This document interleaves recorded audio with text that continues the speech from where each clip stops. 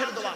কোন স্বামী যদি তার স্ত্রীর উপরে অন্যায় বা অত্যাচার করে, ওই স্ত্রী যদি বলে খোদা আমি অন্যায় করিনি, আমার স্বামী আমার উপরে নির্মমভাবে অত্যাচার করছে, আল্লাহর তরফ থেকে গজব পড়বে। কোন স্ত্রী যদি তার স্বামীর বিরুদ্ধে অন্যায়ভাবে অত্যাচার করে, তাকে মানসিক শারীরিক টর্চার করে, ওই স্বামী যদি বলে আল্লাহ আমি অন্যায় করিনি, আমার স্ত্রী আমার উপরে অন্যায়ভাবে অত্যাচার করছে, আল্লাহ তুমি এর বিচার করো, আল্লাহ মুহূর্তের মধ্যে তার ফায়সালা করে দেবে। অনেক শাশুড়ি আছে দেখবেন, এখানে অনেক শ্বশুর বসে আছে, অনেক শাশুড়ি আছে দেখবেন নিজের মেয়েকে খাইয়ে নিয়ে ঘরের ভেতর ঢুকে পড়লো, বৌমা পরের মেয়ে খেয়েছে কিনা খবর নিল না। অনেক শাশুড়ি আছে দেখবেন, অনেক ননদ আছে দেখবেন ভাইয়ের কানে কামড়াচ্ছে যাতে ভাই ভাবিকে মারে, এই ধান্দা করে। এই যুবতী বোনেরা শুনে নাও, খুঁটে পড়ে গোবর হাসে, খুঁটে বলে তোর একদিন আছে। তুমি ভাবি পরের মেয়েকে যদি আপন করতে না পারো, তোমাকে একদিন লোকের বাড়ি ভাবি হয়ে যেতে হবে, আল্লাহর তরফ থেকে গজব পড়বে, বলতে আর হবে না। অনেক ননদ আছে দেখবেন, ননদ, অনেক বৌমা আছে দেখবেন, ভাই স্বামীটাকে নিয়ে ছেলেটাকে মেয়েটাকে নিয়ে খালি আলাদা খাবার ধান্দা করে। একই দেয়ালের এপারে স্বামী স্ত্রী ছেলে মেয়েকে নিয়ে মুরগির গোশত দিয়ে ভাত খায়, আর দেয়ালের ওপারে শ্বশুর শাশুড়ি ছেলে মেয়ে, আহারে শ্বশুর শাশুড়ি বুড়ো বুড়ি আলু ভর্তা ডাল খাচ্ছে। ওই বৌমার একটু বিবেকে বাঁধলো না, আজকের আমার বাম্মা যদি থাকতো আমি গোপনে এক পেয়ালা তরকারি দিয়ে আসতাম। এ বৌমা, তুমি মুফতি সাহেবের মেয়ে হও, হাজী সাহেবের মেয়ে হও, তোমার মতো বৌমাও হলো জাহান্নামী। ইসলাম কোনোদিন এক পেশে কথা বলে না। অনুরোধ করে বলে যাচ্ছি, অত্যাচারকৃত মানুষের দোয়া, জীবনে কাউকে অন্যায়ভাবে অত্যাচার করবেন না। আল্লাহর মার খুব বড় মার, কঠিন মার। মনে রাখবেন, আল্লাহ আপনাকে এমন ভাবে শাস্তি দেবে আপনি ভাবতেও পারবেন না কোন দিক থেকে আল্লাহ আপনাকে নেবে। এই জন্য সৃষ্টিকর্তার ফায়সালা খুব কঠিন ফায়সালা। 2 নাম্বার হলো ওয়াদাওয়াতুল মুসাফিরিন, মুসাফিরের দোয়া আল্লাহর দরবারে কবুল হয়। 3 নাম্বার হলো ওয়াদাওয়াতুল ওয়ালিদি আলা ওয়ালাদিহি, কোন বাপ আর মা যদি নিজের কলিজার টুকরা সন্তানের জন্য দোয়া চেয়ে যায়, বিদ্যুতের থেকে দ্রুত গতিতে বাম্মার দোয়াটা আল্লাহর দরবারে কবুল হয়ে যায়। একটা ছোট্ট কথা বলি আপনাদের, এখানে যত পুরুষ বসে আছে দয়া করে একবার হাতটা তুলবেন, লজ্জা করবেন না কেউ। কারোর বাপ মারা গেছে, বাপ মারা গেছে, অথবা মা মারা গেছে, অথবা বাম্মা দুজনে মারা গেছে, হাত নামান। আচ্ছা সত্যি কথা বলুন তো দেখি, আমারও বাম্মা মারা গেছে, বাপ। সত্যি কথা বলুন, মিথ্যা বলবেন না। এখানে বসে বসে বলুন তো দেখি, যেদিন মরা বাম্মার, মরা বাপ আর মায়ের জানাজার আগে যে মুখটা দেখালো, একবার দেখাইতে নাকি জানাজার আগে আপনাদের বাড়িতে? তো মুখটা যদি দেখালো, জানাজার পরে মাটি দিয়ে আসার পর, মাটি দেবার পর থেকে আজ পর্যন্ত পৃথিবীর অন্য কাউকে অন্তর থেকে আব্বা বা মা বলে ডাকতে পেরেছেন? বলুন বলুন বলুন। আমি তো পারিনি, আপনারা পেরেছেন কিনা জানি না। এ বন্ধু, শ্বশুর কোনোদিন বাপ হতে পারে না, শাশুড়ি কোনোদিন মা হতে পারে না। ওরে মাথা মোটা মুসলমান, শ্বশুর কোনোদিন বাপ হতে পারে না। শ্বশুর তোমার বাপ হয়েছে 20 বছর পরে তার মেয়ে দেবার কারণে, শাশুড়ি তোমার মা হয়েছে 20 বছর পরে তার মেয়ে দেবার কারণে। তোমার শ্বশুর তার জামাইকে আদর করে আব্বা বলে ডাকে না? ভাই বলুন না একটু, নাকি আপনাদের কি বলে, ভাইরা ভাই বলে নাকি? আব্বা যাই তো, শ্বশুর তার জামাইকে কি বলে? আব্বা বলে ডাকে। ওই আব্বা ডাকটা আবার কখন গালাগালি পরিণত হবে, কখন দেখবেন? যদি আপনার মেয়ে এসে যদি আপনার কাছে একটু কাঁদে, কেঁদে কেঁদে যদি বলে আব্বা তোমার জামাই আমার মেরেছে, তখন আপনার শ্বশুর কি বলবে জানেন? কাঁদিস নি মা, কাঁদিস নি, আগে যদি জানতাম ওই হারামির বাচ্চার সাথে বেঁধিত। ঠিক না বেঠিক? বাড়ি থেকে ভাববে। শ্বশুর তোমার বাপ হয়েছে 20 বছর পরে তার মেয়ে দেবার কারণে, শাশুড়ি তোমার মা হয়েছে 20 বছর পরে তার মেয়ে দেবার কারণে, আর তোমার বাপ হয়েছে যেদিন তুমি মায়ের পেটে এসেছিলে সেই দিন। তোমার মা হয়েছে যেদিন তুমি মায়ের পেটে এসেছিলে সেই দিন। শুনে রাখো, শুনে রাখো, সন্তান যখন মায়ের পেটের ভিতরে লাথি মারে, মা তখন আনন্দে হেসে ফেলে। ঠিক না বেটি? সন্তান যখন মায়ের পেটের ভিতরে লাথি মারে, মা তখন আনন্দে হেসে ফেলে। আর ওই সন্তান যখন পৃথিবীর মুখ দেখে কারোর কথা শুনে মার গায়ে লাথি মারে, মায়ের চোখ থেকে পানি পড়ে। দুটোই লাথি, একটা ছিল পেটের ভেতরে লাথি, একটা ছিল পেটের বাইরে লাথি। এক লাথিতে মা হেসে ফেললো, আর এক লাথিতে মা কেঁদে ফেললো। বন্ধু, বাড়িতে গিয়ে ভাববে, তুমি বাম্মার ভাত দাও না, বাম্মার সেবা করো না, তুমি আমার ওয়াজ শুনলে, ছি, তোমার মতো নিকৃষ্ট শ্রোতা আমার না আসাই ভালো, তোমার মতো নিকৃষ্ট শ্রোতা আমার প্রয়োজন নেই। তুমি বাপের ভাত দাও না, মার ভাত দাও না, বাপকে কষ্ট দাও, মাকে গালি দাও, মাকে কষ্ট দাও, রাগ করবেন না বাপ, বাস্তবটাই বলে যাচ্ছি। আল্লাহর নবীদের পরই স্থান হলো বাপ আর মায়ের। আল্লাহর নবী বলেছেন, আমি বলিনি, আল্লাহ রাসূল বলেছেন রাদিয়াল্লাহু ফি রাদিয়াল ওয়ালিদাইন ওয়া সাকতুল্লাহি ফি সাকতিল ওয়ালিদাইন। আল্লাহর নবী বলছে হকের উপরে তোর বাম্মা যদি তোর উপরে নারাজ থাকে আল্লাহ নারাজ হয়ে যাবে, আর হকের উপরে তোর বাম্মা যদি খুশি থাকে আল্লাহ খুশি হয়ে যাবে। বাপকে একটা লুঙ্গি কিনে দিয়েছো, এই মুসলমানের বাচ্চা, তোর বাপকে একটা লুঙ্গি কিনে দিয়েছিস, তার দাম 300 টাকা, আর শ্বশুরকে যে মালটা কিনে দিয়েছিলিস তার দাম 900 টাকা, তাই না? অভাগিনী মাকে একটা শাড়ি কিনে দিয়েছে, তার দাম 500 টাকা, আর শাশুড়িকে যে মালটা কিনে দিয়েছে তার দাম 3500 টাকা। তোর মতো ছেলেকে আল্লাহ পাক কিয়ামতে, তুই বাপ, তুই বাপ, তোর ছেলেই তোর আদায় করে দেবে। অনুরোধ করে বলে যাচ্ছি বাপ, জীবনে কোনোদিন বাম্মাকে কাঁদাবেন না। যাদের বাম্মা বেঁচে আছে, ভুল হয়েছে, ভুল হয়েছে, ক্ষমা চেয়ে নেবেন, আজকের গিয়ে ক্ষমা চেয়ে নেবেন বাম্মার কাছে। বাম্মা যদি চোখের পানি ফেলে তোমার জীবনটাই বরবাদ।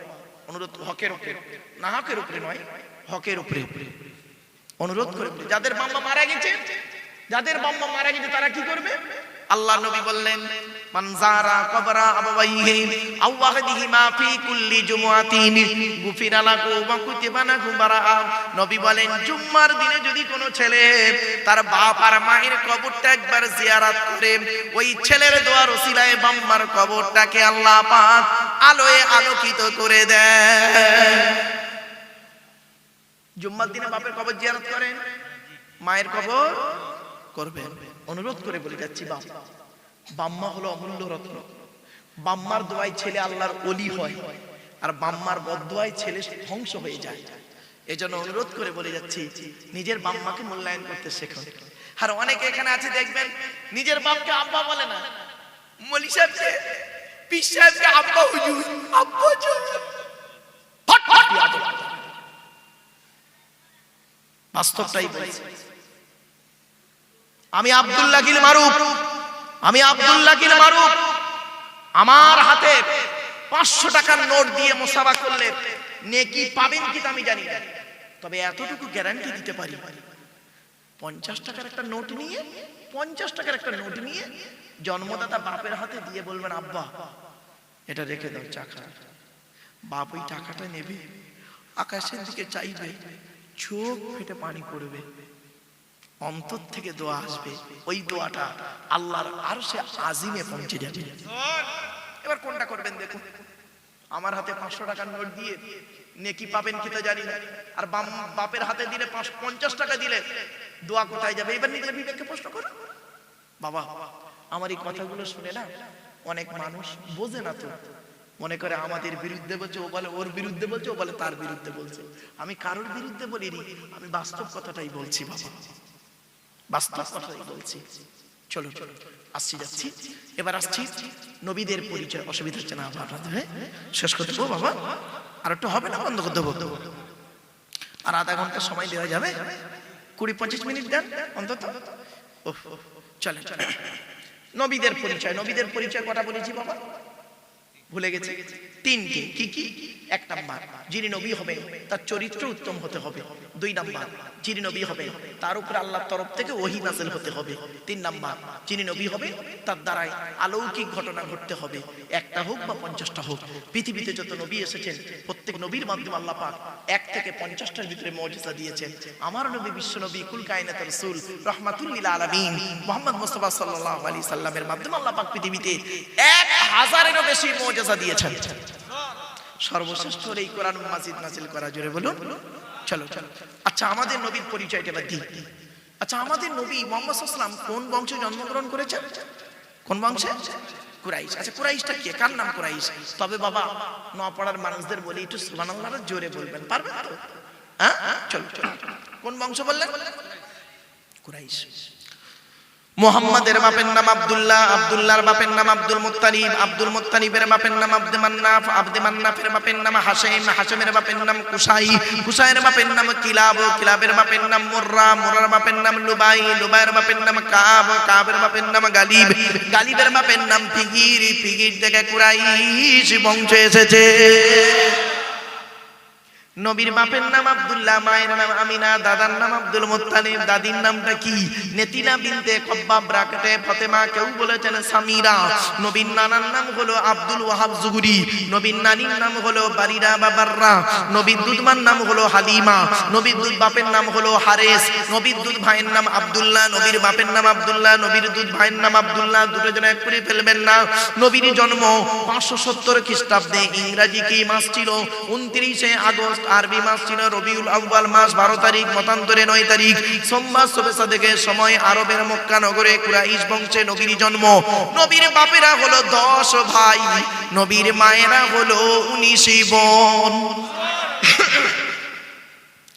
নবীর 9টা চাচা, 18টা খালা, 6টা ফুপু, 7টা ছেলে মেয়ে। আপনি তো নবী সম্পর্কে কিছুই জানেন না।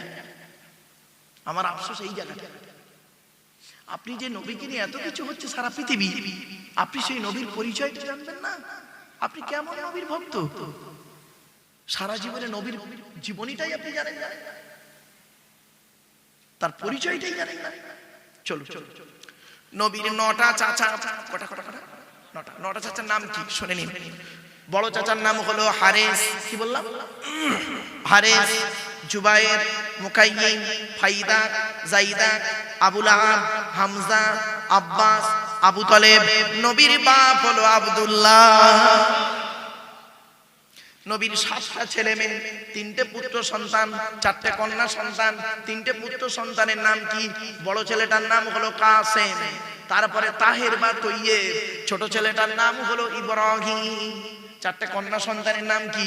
বড় মেয়েটার নাম হলো জাইনাব, রোকাইয়া, উম্মে কুলসুম। ছোট মেয়েটার নাম হলো ফাতেমা, যার সঙ্গে নবীজি আলীর বিবাহ দিয়েছিলেন, ঠিক না বেটি? চলো চলো, আলীকে জামাই করতে গেলেন কেন? হযরত আলী রাদিয়াল্লাহু তাআলা আনহুকে জামাই করতে গেলেন কেন নবীজি?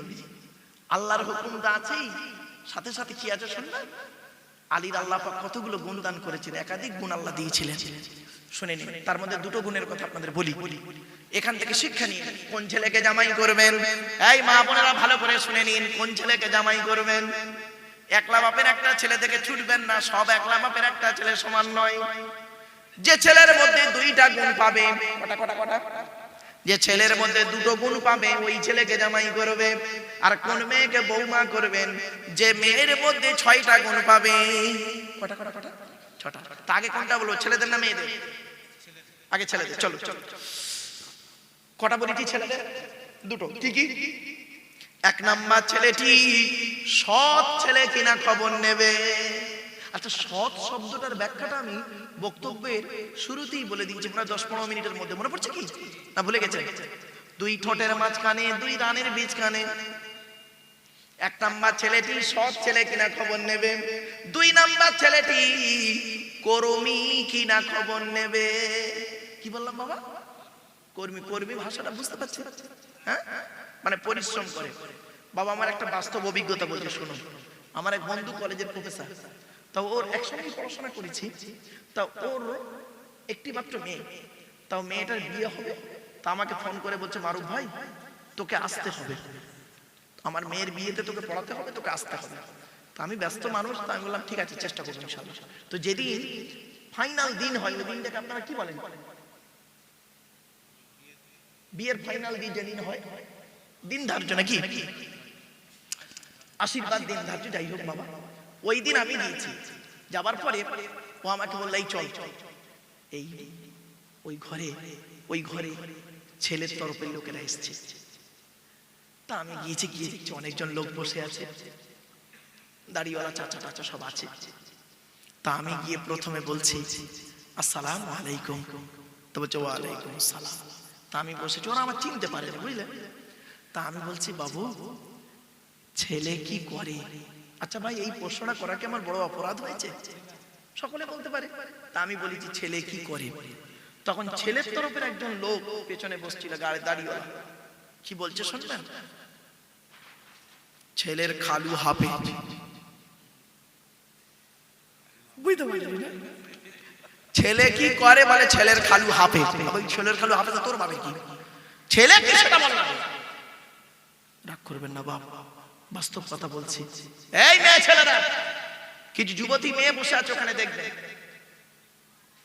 যুবতী মেয়ে বসে আছে দু একটা দেখবেন, ইয়াং ছেলেগুলো রাস্তায় 420 বার ছেলে, 420 বার ছেলে রাস্তায় দাঁড়িয়ে আছে।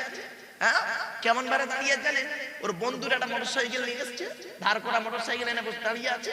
মেয়েটা মনে করেছে ছেলেটা মোটরসাইকেল নিয়েছে, অনেক বড় লোকের ঘরের ছেলে, ফকিরের বাচ্চা, কিচ্ছু নেই, বন্ধুর মোটরসাইকেলটা নিয়ে এসছে। আর একটা মোবাইল এনে ফোন করছে, মোবাইলের পেছনটা মেয়েটা দেখতে পাচ্ছে আপেল কামড়ার, মানে কি আইফোন, আর সামনের দিকে মাল বোতাম টেপা। বুঝতে পারেন না? বুঝতে পেরেছেন? তার মানে পেছনে কভারটা আইফোনে আর অরিজিনাল মালটা কি 700 টাকার মাল। ওতেই পাগল বোকা মেয়ে কোথাকারে। এবার আসছি, কোন মেয়েকে বৌমা করবেন, খুব গুরুত্বপূর্ণ কথা, এটা মনে রাখবেন। কোন মেয়েকে বৌমা করবেন, সাদা চামড়া থেকে ছুটবেন না, খবরদার। সব সাদা চামড়ার মেয়ে ভালো না, বাস্তবটাই বলছি। আল্লাহর কোরআন বলছে, আমি বলিনি বাবা, আমারে ভুল বুঝবেন না, মেয়েদের কটা গুণ বলেছি? ছটা।